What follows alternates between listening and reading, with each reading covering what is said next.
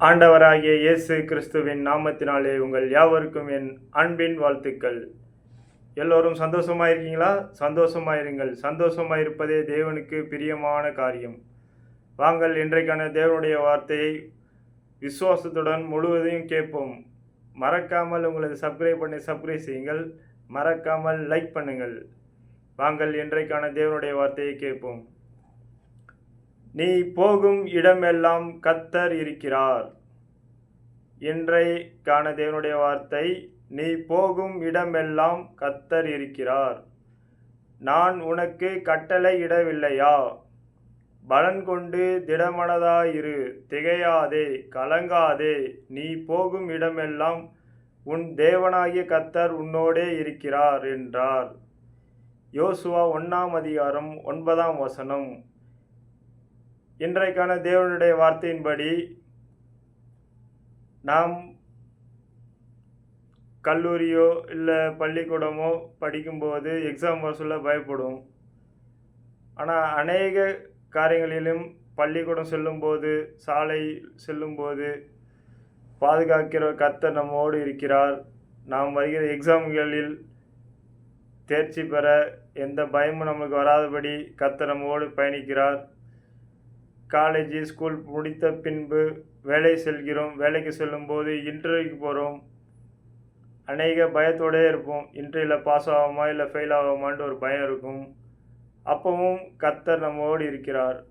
அதாவது இன்றைய தேவனுடைய வார்த்தையை சொல்லுங்கள், நீ போகும் இடமெல்லாம் உன் தேவனாய கர்த்தர் உன்னோடே இருக்கிறார். இந்த வார்த்தையை நாம் சொல்லிவிட்டு மனதுக்குள்ளே சொல்லிக்கொண்டே நாம் செல்லும்போது எந்த பயமும் நம்மளை அணுகாது. அதுதான் அவர் சொல்கிற, திடமனதாயிரு, திகையாதே, கலங்காதே. தேவனுடைய வார்த்தை அருமையான வார்த்தை. நாம் இப்போ உடல்நிலை சரியில்லை என்று கூட பயந்துட்டு இருப்போம். நாளைக்கு என்ன பிரச்சனை ஆகுமோ அப்படின்ட்டு ஒரு பயமோ ஒரு அச்சுறுத்தலும் நமக்கு வரும். ஆனால் எப்போவுமே இந்த வார்த்தையை நம்ம சொல்லி கொண்டு இருக்கும்போது பயம் இருக்காது. எந்த நோய் இருந்தாலும் நம்மளுக்கு பயம் வராது. நீ போகும் இடமெல்லாம் உன் தேவனாய கர்த்தர் உன்னோடே இருக்கிறார். எப்பவுமே இந்த வார்த்தையை சொல்லுங்கள், பயம் வராது. எந்த நோய் இருந்தாலும் உங்களை விட்டு ஓடிவிடும். கடன் பிரச்சனையில் இருக்கிறவங்களும் இந்த வார்த்தையை சொல்லுங்கள், நீ போகும் இடமெல்லாம் உன் தேவனாய கர்த்தர் உன்னோடே இருக்கிறார். நாம் கடனை வாங்கி கடனில் சிக்க வச்ச பிசாசை விரட்டுவதற்கு தேவனுடைய வார்த்தையை பயன்படுத்துங்கள். நீ போகும் இடமெல்லாம் உன் தேவனாய கர்த்தர் உன்னோடே இருக்கிறார். அப்படி நம்ம சொல்லும்போது கடனை சிக்க வச்ச பிசாசு நம்மளை விட்டு விலகி ஓடும். விசுவாசிக்கிறவங்கள் ஆமென் என்று கமெண்ட் பாக்ஸில் கமெண்டை தெரிவிங்கள். இன்னும் அநேக நிகழ்ச்சிகள் இருக்கும். நாம் வெளிநாடு செல்லும், அப்பவும் ஒரு இன்டர்வியூ அட்டன் பண்ணுவோம். அப்பவும் ஒரு பயம் வரும், வெளிநாட்டு வாழ்க்கை எப்படி இருக்குமோ அப்படின்ட்டு ஒரு பயம் வரும். அப்பையும் நம்ம தேவனை நாம் முன்னிறுத்த வேண்டும். நீ போகும் இடமெல்லாம் உன் தேவனாகிய கர்த்தர் உன்னோடு இருக்கிறார். அதாவது நம் வெளிநாட்டு செல்வதற்கு ஏரோப்ளைனில் செல்லுவோம். அப்படி அந்த செல்லும்போது நம்மளுக்கு அது பாதுகாப்பான பயணத்தை தேவன் நம்மளுக்கு அருளி செய்கிறார். வேலை ஸ்தலங்களில் பாதுகாப்பை தருகிறார்.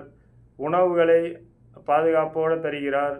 அதற்கு கர்த்தருக்கு நாம் ஸ்தோத்திரம் சொல்லணும். இன்னும் அநேக காரியங்கள், திருமண நிகழ்ச்சிகள், இன்னும் வீடு கட்டணும், இன்னும் அநேக ஃபங்க்ஷன்கள் நாம் கொண்டாடுவோம். அப்போது ஒரு ஃபங்க்ஷனு கொண்டாட சொல்ல பணங்கள் முக்கியமாக தேவைப்படுகிறது. அந்த பணங்கள் தேவன் தருவார், கண்டிப்பாக தருவார். அதான் சொல்கிறார், திடமனதாயிரு, பலன் கொண்டு திடமனதாயிரு, திகையாதே, கலங்காதே அப்படின்ட்டு தேவன் அருமையான வார்த்தையை சொல்லுகிறார். அதனால் பயப்பட தேவையில்லை. திருமணம் வச்சுருக்கோமே, பணம் இல்லையே அப்படின்ட்டு பயப்பட தேவையில்லை. வீடு கட்டுறோமே, பாதியில் நின்றக்கூடாதுன்ட்டு ஒரு பயம் இருக்கும். அப்பயும் கர்த்தர் நம்மளுக்கு உதவி செய்வார். பயப்படக்கூடாது. பயப்படாமல் பலன் கொண்டு திடமனதாயிருங்கள், திகையாதே, கலங்காதே. தேவனுடைய வார்த்தை அருமையான வார்த்தை. கர்த்தர் நாம் தொடங்கினதை முடித்து தருவார். எந்த விஷயமும் நாம் தொடங்கும்போது கர்த்தருடைய நாமத்தை சொல்லி நாம் தொடங்குவோம். கர்த்தர் கண்டிப்பாக அதை முழுமையாக வெற்றியாக முடித்து தருவார். விசுவாசிக்கிறவங்கள் கமெண்ட் பாக்ஸில் ஒரு ஆமென் சொல்லுங்கள். இன்னும் அநேக காரியங்கள் நாம் பயந்து கொண்டே இருப்போம். வியாதி இருக்குது, கடன் இருக்குது, இன்னும் திருமண நிகழ்ச்சி, இன்னும் திருமணம் ஆகாத பிள்ளைகள், திருமணமாகி குழந்தை பாக்கியம் இல்லாதவர்கள், இன்னும் அநேக காரியங்கள் குறித்து நாம் பயந்து கொண்டு கலங்கி கொண்டு இருப்போம். இன்றைய தேவனுடைய சொல்லுதான், கலங்காதே, திகையாதே, திடமனதாயிரு.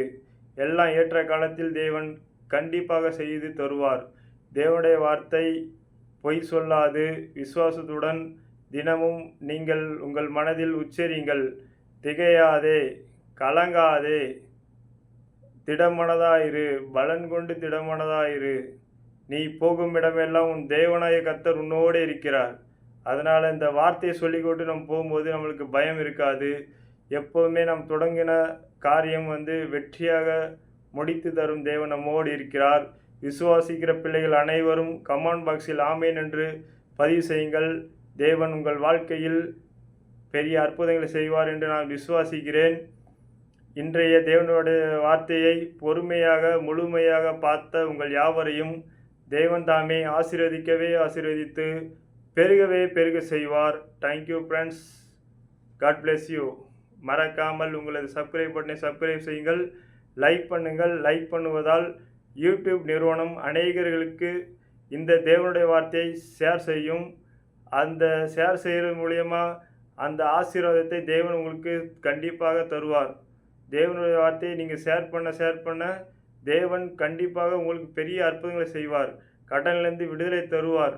வியாதியிலிருந்து விடுதலை தருவார். உங்களை ஆசீர்வதிக்கவே ஆசீர்வதித்து உங்கள் எல்லையை பெருக செய்வார். நான் விசுவாசிக்கிறேன். அதே போல் நீங்கள் விசுவாசத்துடன் மறக்காமல் லைக் பண்ணுங்கள், கமெண்ட் பண்ணுங்கள், சப்ஸ்கிரைப் பண்ணுங்கள். கண்டிப்பாக கடவுள் உங்களை ஆசீர்வதிக்கவே ஆசீர்வதிப்பார். Thank you friends.